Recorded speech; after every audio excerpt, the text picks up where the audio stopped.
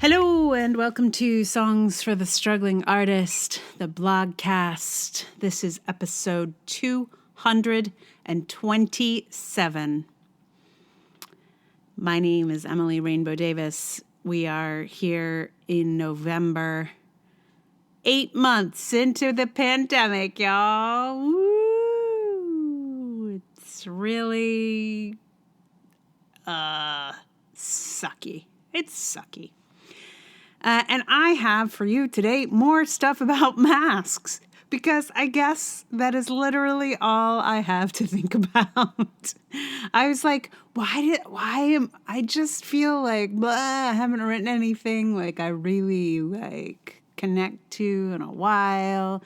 It's all this stuff about masks, and then there's more stuff about masks, and so here's going to be some more stuff about masks, because guess what? There's no theater, and I'm a theater maker, so I guess since masks are my, one of my special interests in the theater, it's like that's where I'm putting my theater brain, which is just kind of spinning out a little bit, like, I haven't sat in a theater in so long, I can't go on. So I'm going to just think about costume pieces. That's what's happening. Anyway, thank you for listening. And I'm just going to go ahead and read this one to you. Just going to give you some fair warning, though. There is some gender essentialism on display here. It's mostly for effect. I kind of don't believe in any of these things. But sometimes you got to exaggerate to make your point, right? Anyway, so without further ado, here is this why men won't wear masks? I have cracked it. I understand why so many men are so reluctant to wear their masks. I understand entirely. There's quite a bit of reporting about this gender gap in mask wearing. I'm going to lean into some binary generalizations here for effect, but gender is a spectrum, and I know these things aren't true for everyone. I solved this mask mystery at a café where I witnessed a man in a Batman mask attempting to make a joke to the barista. When she didn't get it, he just repeated it. He repeated it at exactly the same volume and with the same intonation. I couldn't hear a word of it myself. I was a sufficient distance away, but I could hear the rhythm and the volume. He tried again, but he finally gave up when she said, "I'm sorry, I can't hear you because of the mask." He was clearly very frustrated by the situation and seemed to feel the problem was with his listener, not with his speaking. He could not even conceive of having to adjust his own communication for the benefit of another. And it occurs to me that the masks create a limitation that many men have never had to deal with before. Here's a big generalization about gender, but still a pattern I've noticed. Most women have grown up in a world wherein they are only sporadically heard or paid attention to. We learn to adjust our speech to the person we are attempting to communicate with. When you're used to not being heard, it means you learn to try a multitude of strategies to get your point across. It means you will shift your volume, your intonation, your emphasis, your word choice, or your physicality in order to be heard. If I tell a woman, "I'm sorry, I didn't hear you," she is likely to respond by either changing word choice or by repeating what she said with a variation that will improve the likelihood of my getting it.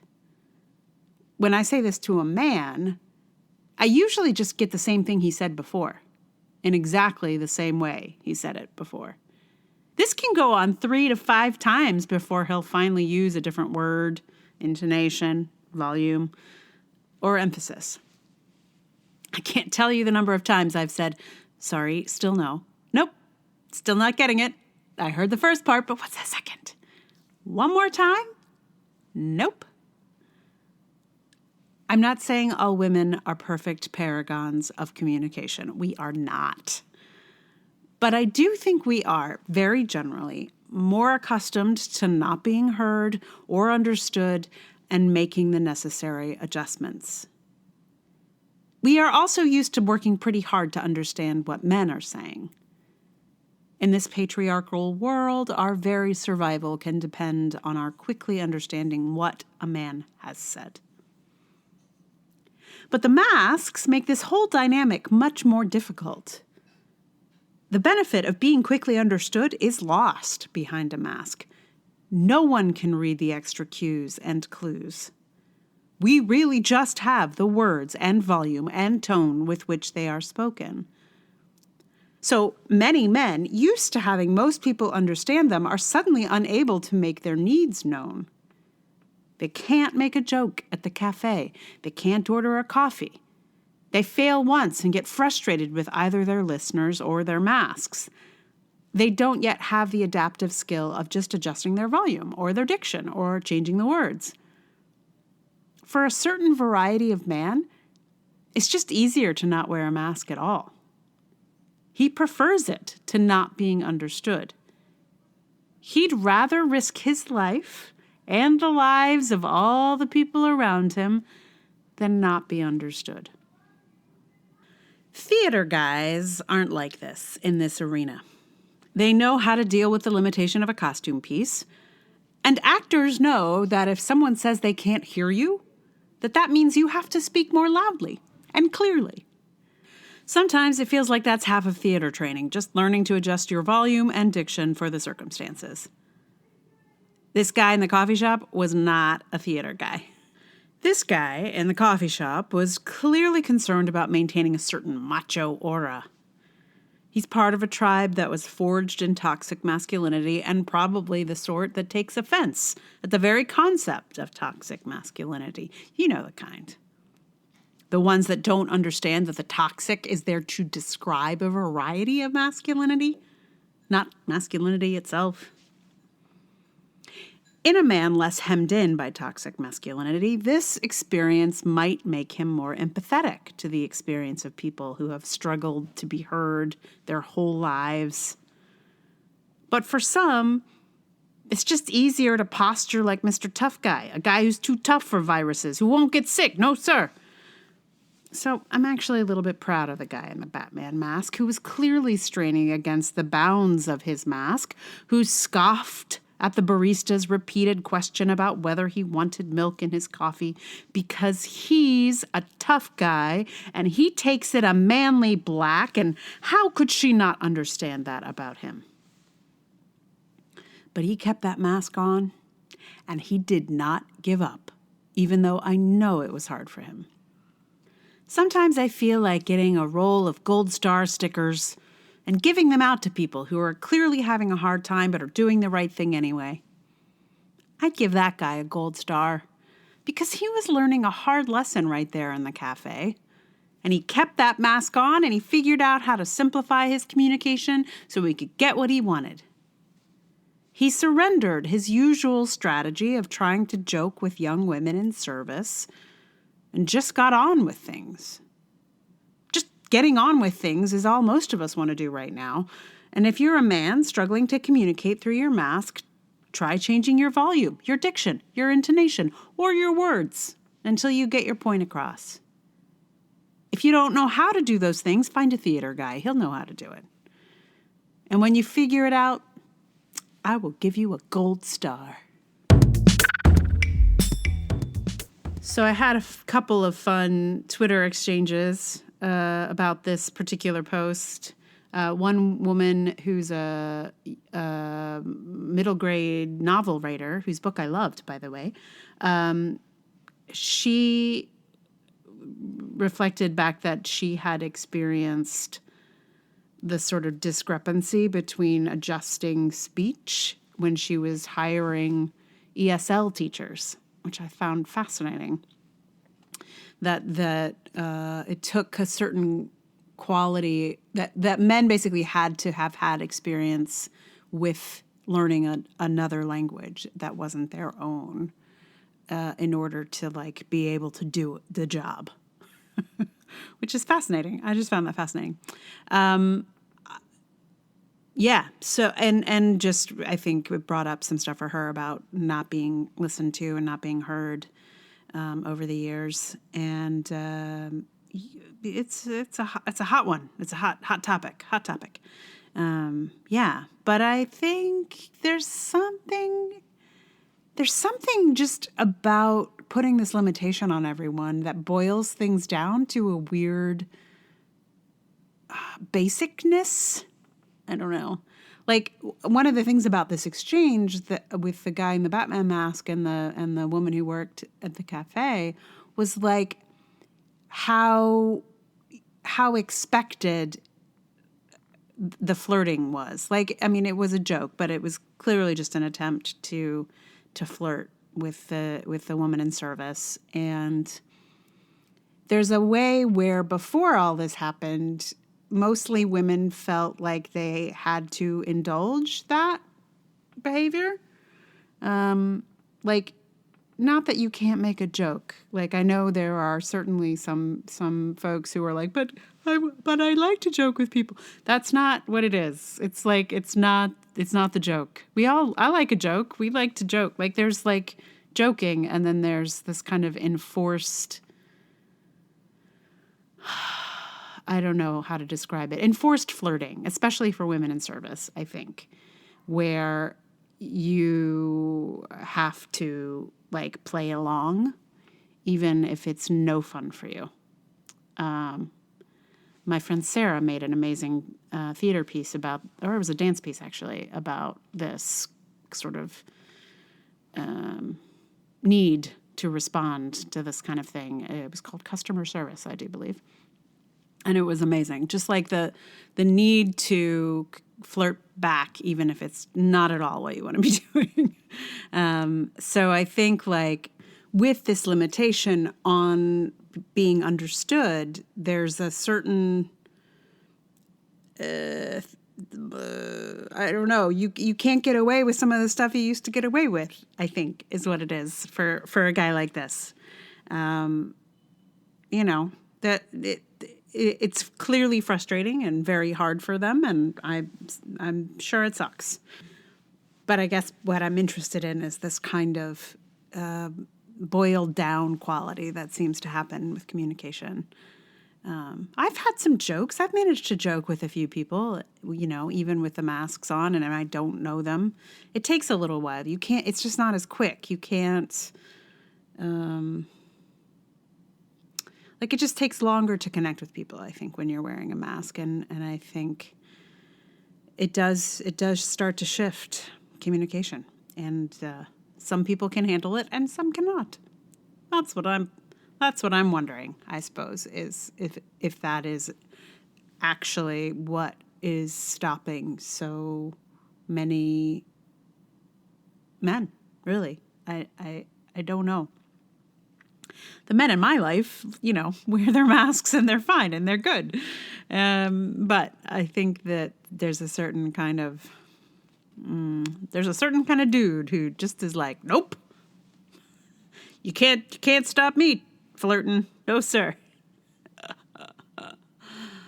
Even with people who definitely don't want to be flirted with. Anyway, so that's all that business. And for the song, I was trying to think about songs that are, you know, about not being heard, since that's sort of what most people are responding to in this thing. And I realized like almost every song I ever wrote is about that. There's a degree to, you know, I feel like I've been talking about not being heard, like mostly. That's mostly what I do. So I thought I should go back into my own back catalog here to pull out some, I don't have the words, no one knows what I'm talking about, I've frustrated type songs. And then there are a lot of them.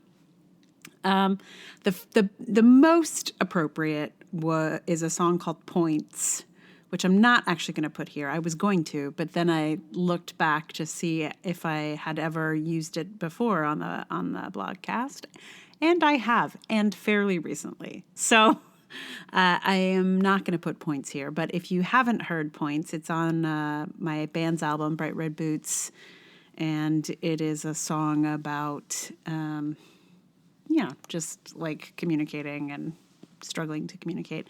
It's not exactly about this, but there is a longing for a being heard. I think that is at the heart of it. But yeah, I realized, I discovered that I have never actually put our hit song on the blogcast. Bright Red Boots had a song that was, it's not, I mean, when I say a hit, it wasn't on the radio. we didn't get like a bunch of album sales or whatever, or single sales. I don't think we even had single sales at that point, but it was the song that everyone was like, play that song. Like, when you have a hit, like a song that everybody responds to and likes and is the one that you play to please people. And that song was Sexy. And it is, I think we all understand and relate to the feeling of feeling like an idiot in front of someone we find attractive.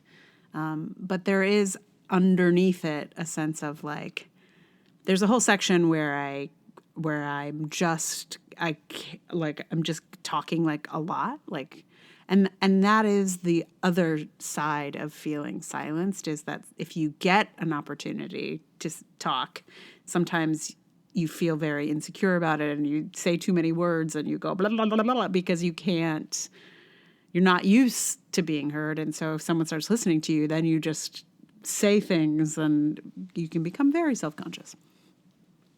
Anyway, that's at the heart of Sexy. So I will put that here at the end shortly. And what else do I need to tell you? Next week's blogcast is going to feature some lots of swearing. And I don't know what song. It's actually not lots of swearing. It's just one swear over and over again. But I don't know. I'm not sure yet what song I'm going to put there. I'm exploring the idea of doing King Missile's Detachable Penis, just because it makes me laugh. I don't know. It's not really a song. It's more like a spoken word situation. But anyway, I'm thinking about that. But any other ideas you might have, please send them my way. If you've already read the most recent posts. And I think that's it. Thank you for listening.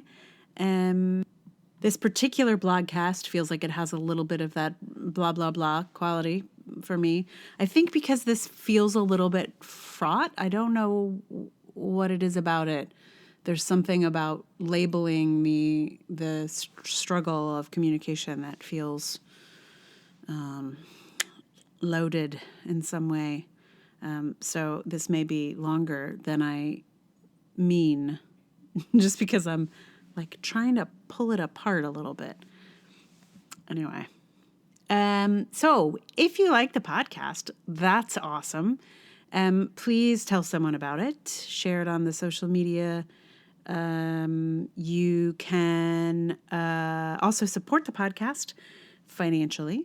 There's patreon.com/Emily R. Davis. There's also Ko-fi and PayPal. All those links are in the show notes. We have one last episode of The Dragoning, which is still not out. There's just a lot going on with everybody, and it's been hard to get this last episode going, but I have listened to a first draft of it, and I think it's going to be worth the wait. So it's coming, I think, by next week.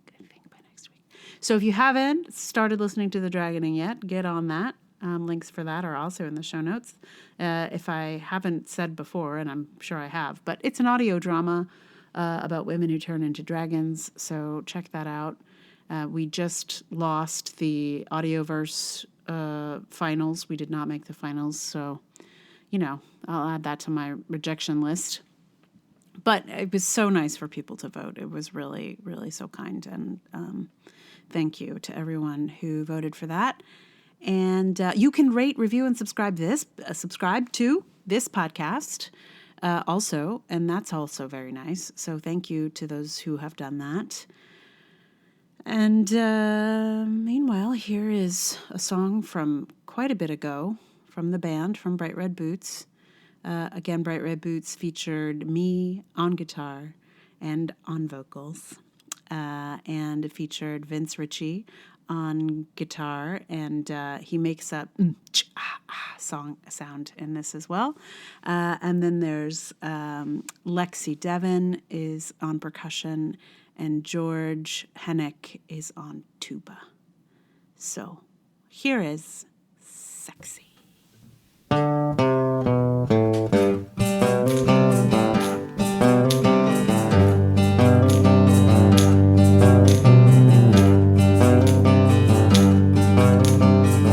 Try to hide desire on my face. Somehow you're not part of the human race because you're sexy, so sexy. I try to look calm and be real cool, but end up quickly talking like a fool because you're sexy, so sexy. Type for me.